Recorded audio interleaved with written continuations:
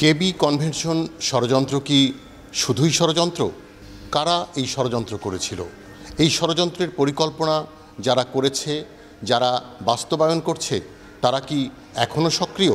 কেবি convention ষড়যন্ত্রের অভিযোগে দায়ের করা মামলার তদন্তকারী গোয়েন্দা কর্মকর্তারা এই প্রশ্নের উত্তরগুলো খুঁজছেন। বান্ডেল থাকলে প্রতি সেনমানিতে টাকা বাঁচবে।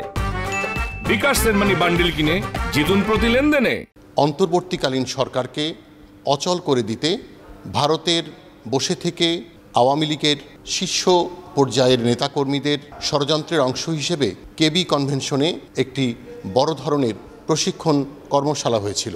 গত পরশু সেনা কর্মকর্তার স্ত্রী সুমাইয়া জাফরিন গ্রেপ্তার হয়ে রিমান্ডে এসে গোয়েন্দা কর্মকর্তাদের কাছে জিজ্ঞাসাবাদের জবাবে বলেছেন, সেনা কর্মকর্তা এবং তার স্ত্রী সুমাইয়া তারা দুজনই ওই কনভেনশন সেন্টারে সেদিনের ওই কর্মশালায় উপস্থিত ছিলেন।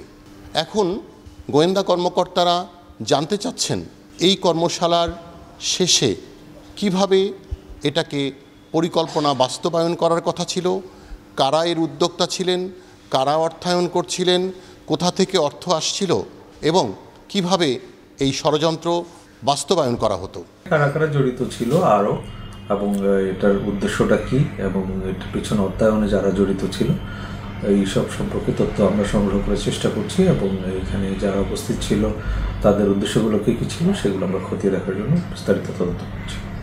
গোয়েন্দা কর্মকর্তারা বলছেন এই ঘটনার সঙ্গে আরও অনেক রাঘব বোয়াল জড়িত, তাদের অনেককেই চিহ্নিত করেছেন তারা।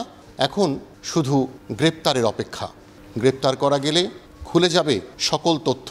এই ষড়যন্ত্রে কারা জড়িত? সেনাবাহিনীর কেউ কি জড়িত? পুলিশের কেউ কি জড়িত? প্রশাসনের কেউ কি জড়িত? কারা কিভাবে কেন এই ষড়যন্ত্রের অংশ হয়েছিল তাও জানা প্রয়োজন। এ কারণেই জিজ্ঞাসাবাদ করা হচ্ছে সেনা কর্মকর্তার স্ত্রী সুমাইয়া জাফরিনকে। Enamul Kabir Rupam, channel I, Dhaka.